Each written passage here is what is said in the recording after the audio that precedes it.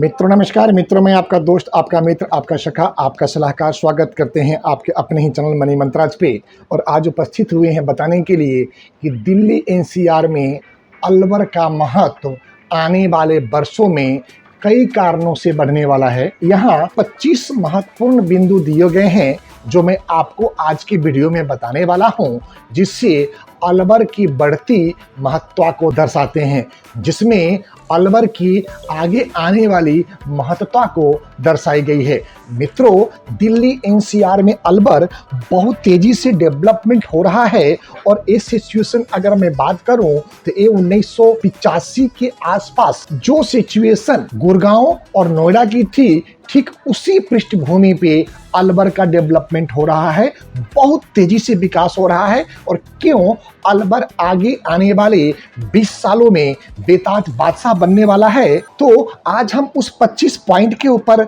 आज के इस वीडियो में चर्चा करने वाले हैं कि क्यों अलवर का महत्व बढ़ रहा है और क्यों आगे आने वाले 20 सालों में अलवर का महत्व बहुत तेजी से आगे बढ़ेगा। तो दोस्तों, इसमें सबसे पहला रीजन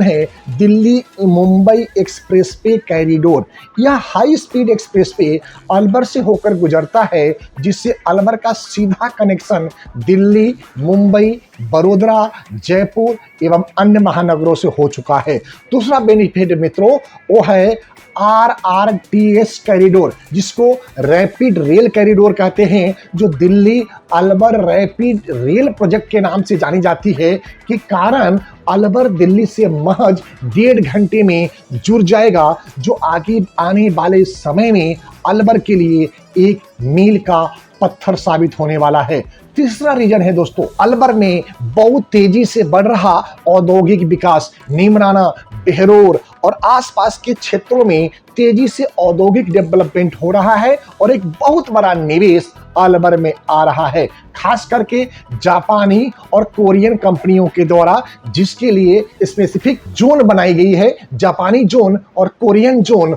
वहां पे जापान और कोरिया की बड़ी से बड़ी कंपनियां अपना उद्योग लगा रही है, जिसका सिंगल विंडो सिस्टम के हिसाब से 1 डे में ही क्लियरेंस दे दी जाती है, जिससे आसपास के क्षेत्रों में बहुत तेजी से इंडस्ट्रियल डेवलपमेंट हो रहा है। रीजन नंबर 4, रियल एस्टेट में उछाल। जमीन और संपत्ति की कीमतें बढ़ रही है, जिससे निवेश के बेहतर मौके मिल रहे हैं, खासतौर पे उन निवेशकों का जो यहाँ पे बहुत लंबे समय से निवेशित थे, वो आज मालामाल हो चुके हैं और आगे आने वाले 5 साल, 10 साल, 20 साल और 40 सालों में यहाँ की प्रॉपर्टी में बहुत ही तेजी देखने को मिल सकती है। 5वां रीजन है दोस्तों, पर्यटन केंद्र। सरिस्का टाइगर रिजर्व, बाला का किला, भानगढ़ किला जैसे पर्यटन स्थलों के कारण पर्यटकों की संख्या हर दिन यहाँ पे बढ़ती जा रही है, जिससे पर्यटक की वजह से आसपास के क्षेत्रों में मुख्य रूप से होटल, रिसोर्ट और छोटे दुकानदारों का बिजनेस बहुत तेजी से बढ़ रहा है। 6ठा रीजन है दोस्तों, शैक्षणिक संस्थाओं की बढ़ती संख्या। कई नए कॉलेज, यूनिवर्सिटी और स्किल डेवलपमेंट सेंटर खुल रहे हैं, जिससे वहां पे नेशनल और इंटरनेशनल लेवल के एजुकेशन प्राप्त होने के कारण आसपास के क्षेत्रों के जो नए युवक एवं युवतियां हैं, उसको नई टेक्नोलॉजी, नई इंस्ट्रूमेंट की जानकारी मिल रही है, जिससे कि आगे आने वाले समय में अलवर का क्षेत्र बहुत ही विकसित हो जाएगा। 7वां रीजन है स्वास्थ्य सेवाओं में सुधार। प्राइवेट और सरकारी हॉस्पिटल की संख्या वहां पे बढ़ने वाली है और बहुत ही जल्द आपको एक घोषणा देखने को मिलेगी कि अलवर और उसके आसपास के क्षेत्र में एक एम्स जैसे बड़े हॉस्पिटल की खुलने की संभावना बहुत जल्द अनाउंसमेंट हो जाएगी। रीजन नंबर 8, बढ़ता हुआ शहरीकरण। अलवर तेजी से एक अर्ध शहरी शहर बन चुका है और आगे आने वाले 10 सालों में ये पूर्ण रूप से शहर का रूप धारण कर लेगा, खास तौर पे वो क्षेत्र जहां पे अभी तक विकास नहीं हुआ है, और उसमें प्रमुख क्षेत्र है कठुमर विधानसभा क्षेत्र एवं कठुमर तहसील का क्षेत्र। बेनिफिट नंबर 9, बेहतर बिजली और पानी की सुविधा। सरकार बुनियादी सुविधाओं पर ध्यान दे रही है, जिससे कि बिजली, पानी और स्वास्थ्य के क्षेत्रों में बहुत तेजी से विकास हो रहा है। बेनिफिट नंबर 10, रेलवे नेटवर्क का विस्तार। मित्रों, दिल्ली से अलवर, जयपुर, भरतपुर जैसे प्रमुख शहरों से कनेक्टिविटी होने के कारण अलवर बहुत तेजी से रेल मानचित्र पे भी विकास कर रहा है और आगे आने वाले 5 सालों में वहां से प्रमुख 10 एक्सप्रेस ट्रेन शुरू होने की संभावना है, जिससे कि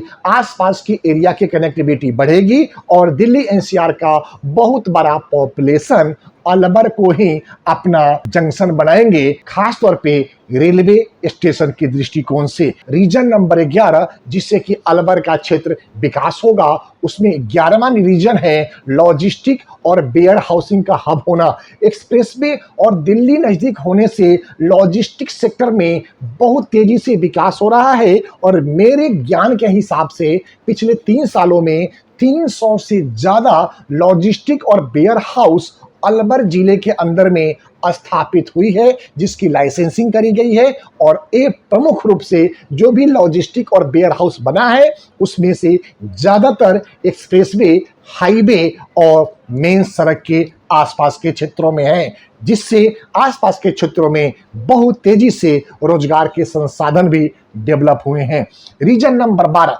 टेक्सटाइल और एमएसएमई उद्योगों का बढ़ावा देना। छोटे उद्योगों का बढ़ावा मिल रहा है वहां पे, खास तौर पे राजस्थान सरकार छोटे उद्यमों को बहुत तेजी से विकास कर रहा है, जिससे कि आसपास के क्षेत्र में नए छोटी छोटी इंडस्ट्रियां डेवलप हो रही है, जहां पे 10, 20, 25, 50 एवं 100 कर्मचारियों को काम करने का मौका मिल रहा है, जिससे कि क्षेत्र का बहुमुखी विकास हो रहा है। Point number 13 greenfield airport. मित्रों, आप में से बहुत ही कम व्यक्तियों को मालूम होगा कि अलवर में एक ग्रीनफील्ड एयरपोर्ट का भी प्लानिंग हो चुकी है, जिसके लिए जमीन का निश्चितकरण हो चुका है, जमीन की मापाई शुरू हो चुकी है और बहुत जल्दी वहां पे जमीन एक्वायर करके वहां के किसानों को मुआवजा देने की शुरुआत भी हो जाएगा और ग्रीनफील्ड एयरपोर्ट शुरू होते ही निश्चित तौर पे गुरुग्राम और नोएडा को टक्कर देने वाला शहर अलवर साबित हो जाएगा, जो कि एक राजस्थान का प्रमुख पर कैपिटा इनकम देने वाला शहर में शामिल होगा। और एक ग्रीनफील्ड एयरपोर्ट शुरू हो जाने से आसपास के इंडस्ट्रियलिस्ट को या आसपास के व्यापारियों को या आसपास के रहने वाले निवासियों को आईजीआई एयरपोर्ट, जेवर एयरपोर्ट या हिंडन एयरपोर्ट नहीं जाना पड़ेगा और अपने नजदीक से ही आसपास के क्षेत्रों के लिए फ्लाइट ले सकेंगे, जो एक निश्चित तौर पे दूरगामी परिणाम रहेगा, दूरगामी असर साबित करेगा अलवर एवं अलवर के क्षेत्र में निवेश करने वाले व्यक्तियों के लिए। बेनिफिट नंबर 14 सरकारी योजनाओं और सब्सिडी का विकास होना। निवेशकों के अनुकूल नीतियां बनाई जा रही है, खास तौर पे वो नीति जिसके अंदर स्पेशल इकोनॉमिक जोन डेवलप करके अगर वहां पे इंडस्ट्रियल या मैन्युफैक्चरिंग हब लगाई जाती है तो आगे आने वाले 5 से 10 सालों में जीएसटी में, टैक्स में और इनकम में अनेक तरह की सब्सिडी और छूट मिलेगी और इसका बहुत बड़ा पीएलआई स्कीम के द्वारा वहां पे आ रही नई इंडस्ट्री को मिलने वाला है, जिससे वहां पे इंडस्ट्री का डेवलपमेंट होगा और यही प्रमुख रीजन है कि अलवर आगे आने वाले समय में दिन दुना रात चौगुना की प्रगति करेगा। बेनिफिट नंबर 15 क्लीन और स्मार्ट सिटी अभियान। हाँ मित्रों, क्लीन और स्मार्ट सिटी अभियान के अंतर्गत अलवर में एक नई टाउनशिप डेवलप करी जाएगी, जो एक वर्ल्ड क्लास इंफ्रास्ट्रक्चर के ऊपर आधारित होगी और इसके लिए जमीन का मुआयना किया जा चुका है और आगे आने वाले 5 सालों के अंदर स्मार्ट सिटी प्रोजेक्ट के अंदर यहाँ पे इंफ्रास्ट्रक्चर की शुरुआत हो जाएगी। बेनिफिट नंबर 16 स्टार्टअप और युवा उद्यमियों के लिए सुनहरा अवसर। दिल्ली के पास होने के कारण स्टार्टअप का आकर्षण अलवर की तरफ बढ़ रहा है, खास तौर पे नेबराना, बहरोर, अलवर और कठूमर वाला एरिया निश्चित तौर पे यहाँ के नए उद्यमियों को आकर्षित कर रहा है। बेनिफिट नंबर 17 प्राकृतिक संसाधनों की उपलब्धता। यहाँ पर खनिज, पत्थर आदि की खानें हैं, जिससे यहाँ पे प्राकृतिक संसाधन मिल रही है और खास तौर पे यहाँ हरा भरा एरिया होने की वजह से यहाँ का तापमान भी सामान्य दृष्टिकोण से राजस्थान की तुलना में यहाँ पे कम होता है और पॉल्यूशन फ्री एरिया होने की वजह से दिल्ली एनसीआर में सबसे सुरक्षित जिला भी माना जाता है। बेनिफिट नंबर 18, सरिस्का के पास इको टूरिज्म की संभावनाएं अपार है, जहां पे वन्य जीव एवं वन्य जीव प्रेमियों के लिए पर्यटन केंद्र एक आकर्षक का केंद्र बना हुआ है, जिससे कि यहाँ पे हजारों की संख्या में प्रतिदिन टूरिस्ट आते हैं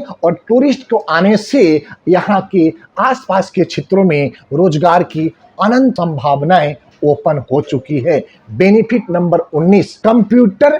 टाउन का विकास। एनसीआर के कर्मचारी अलवर में रहना पसंद कर रहे हैं, क्योंकि अलवर, अगर हम दिल्ली एनसीआर की बात करें तो दिल्ली एनसीआर में होने के बावजूद भी सबसे सस्ता जमीन का रेट, फ्लैट का रेट और प्रॉपर्टी का रेट है, जिससे कि वो एक बहुत बड़े साइज के प्रॉपर्टी में रह सकते हैं और रह रहे हैं और वहां रह करके दिल्ली एनसीआर में कहीं भी जाके बेहतर ढंग की जीवन यापन कर रहे हैं और अपने काम को 100% अंजाम दे रहे हैं। बेनिफिट नंबर 20, कम लागत वाली आवासीय योजनाएं। मित्रों, एक बहुत बड़ा बेनिफिट है अलवर के लिए, जहां पे अफोर्डेबल हाउसिंग के कारण लोग यहां पे आकर्षित हो रहे हैं, जहां पे जमीन की रेट भी अभी बहुत ज्यादा नहीं बढ़ा है और यहां पे चाहे एग्रीकल्चर लैंड हो, रेजिडेंशियल लैंड हो, कॉमर्शियल लैंड हो, इंडस्ट्रियल लैंड हो या मल्टीपर्पज लैंड हो, इन सभी में बहुत तेजी से विकास हो रहा है। और हमारी organization Tiwari properties in infrastructure corporation, जो कि एक रियल एस्टेट सेवा प्रदाता कंपनी है, यहाँ के क्षेत्रों में बहुत तेजी से अपनी सेवाएं प्रदान कर रहा है। तो अगर आप अलवर और अलवर के आसपास के एरियो में आप किसी तरह की प्रॉपर्टी में निवेश करना चाहते हैं या आप अपनी प्रॉपर्टी को सेल करना चाहते हैं या एग्रीकल्चर लैंड सेल करना चाहते हैं या परचेज करना चाहते हैं, चाहे फार्म हाउस हो, फ्लैट हो, फैक्ट्री हो, गोदाम हो, मकान हो, तो स्क्रीन पे आ रहे नंबर पे कॉल करें, हमसे या हमारे टीम से संपर्क करें। हम आपके साथ में बैठ करके आपकी प्रॉपर्टी की बेहतर वैल्यूएशन कराएंगे और उस वैल्यूएशन के हिसाब से जो आपका बेहतर मूल्य होगा वो दिलवाने में हम और हमारी टीम हर संभव कोशिश, सहायता एवं जानकारी प्रदान करेगी, जिसके बदले में हम आपसे एक फिक्स फीस भी चार्ज करेंगे। मित्रों, बेनिफिट नंबर 21, हरियाणा और राजस्थान के बीच की सेतु। मित्रों, अलवर दोनों राज्यों को जोड़ता है। दिल्ली, हरियाणा, राजस्थान को जोड़ने के लिए अलवर एक सीढ़ी का काम कर रहा है, एक सेतु का काम कर रहा है, एक ब्रिज का काम कर रहा है, जिससे निश्चित तौर पे पश्चिमी भारत से आने वाला व्यक्ति नेशनल हाईवे 8 होते हुए या दिल्ली मुंबई एक्सप्रेस वे होते हुए, अलवर होते हुए आपको दिल्ली आते हैं, गुरुग्राम आते हैं, तो निश्चित तौर पे अलवर ही एक ऐसा शहर है जो इन तीनों स्टेटों को जोड़ने के साथ साथ में पूरे देश में अपनी एकता, अखंडता, संप्रभुता और सम्मान के लिए जानी जाती है। बेनिफिट नंबर 23, नवीन ऊर्जा परियोजनाएं। दोस्तों, सौर ऊर्जा और पवन ऊर्जा की यहाँ पे अपार संभावनाएं हैं। बेनिफिट नंबर 24, बढ़ती जनसंख्या और रोजगार के अवसर। मित्रों, माइग्रेशन बढ़ रहा है, बहुत तेजी से माइग्रेशन बढ़ने की वजह से अलवर के क्षेत्रों में अपार संभावनाएं बन रही है, खास तौर पे तब जब राजस्थान, हरियाणा, उत्तर प्रदेश, दिल्ली और सेंटर, इन पांचों जगहों पे भारतीय जनता पार्टी की सरकार है और ये एक बहुत बड़ा सुनहरा अवसर है अलवर के लिए और राजस्थान सरकार के लिए कि इस मौके का फायदा उठाएं। सभी चारों स्टेट, जिसमें दिल्ली है जो केंद्र शासित प्रदेश है, साथ में हरियाणा, राजस्थान और उत्तर प्रदेश मिलकर के एक मास्टर मेगा प्लान तैयार करें। जैसे कि गुरुग्राम को डेवलप करने में सभी स्टेट ने सहयोग किया, नोएडा को डेवलप करने में बाकी सभी स्टेटों का सहयोग रहा है, तो उसी तरह का सहयोग अगर राजस्थान की गवर्नमेंट लेती है अब इन चारों प्रदेशों और राष्ट्रीय नेतृत्व से, केंद्र सरकार से, तो निश्चित तौर पे अलवर आगे आने वाले 20 सालों में गुड़गांव और नोएडा को पीछे छोड़ के आगे निकलने की हिम्मत, कुव्वत और हौसला रखता है। दोस्तों, पॉइंट नंबर 25 जो आज के वीडियो का अंतिम बेनिफिट्स है, सुरक्षा और स्थिरता में सुधार। दोस्तों, प्रशासनिक सुधारों से माहौल बेहतर हुआ है। पुलिस प्रशासन वहां पे ट्रांसपेरेंसी के साथ में काम कर रहा है और मल्टीनेशनल और नेशनल स्तर की कंपनियां वहां पे अपने नए नए उद्योग, नए नए प्लांट लगा रहा है, जिससे कि निश्चित तौर पे आगे आने वाले 5 से 40 सालों में अलवर एक बहुत बड़ा मल्टीप्लायर इन्वेस्टमेंट बनेगा, खास तौर पे धरती में, चाहे वो रेजिडेंशियल प्रॉपर्टी हो, एग्रीकल्चर प्रॉपर्टी हो, कॉमर्शियल प्रॉपर्टी हो, इंडस्ट्रियल प्रॉपर्टी हो या मल्टीपर्पज यूज प्रॉपर्टी हो। तो दोस्तों, एक बार सेवा का मौका जरूर दें। आ रहे स्क्रीन पे हमसे और हमारी टीम से संपर्क करें, विस्तार से समझें कि क्यों आपको अलवर में प्रॉपर्टी में निवेश करना चाहिए और क्यों आपको निवेश नहीं करना चाहिए। आप एक बार मिलें, सीखें, समझें, देखें, उसके बाद ही निवेश की तरफ आगे बढ़ें। इसी के साथ आपसे प्रार्थना भी कि आप अगर हमारे चैनल पे पहली बार आए हैं तो चैनल को सब्सक्राइब करते हुए बेल बटन को हिट कर दें, जिससे आगे आने वाला सभी महत्वपूर्ण ऑडियो एवं वीडियो सबसे पहले आपको प्राप्त हो। जय हिंद, भारत माता की जय।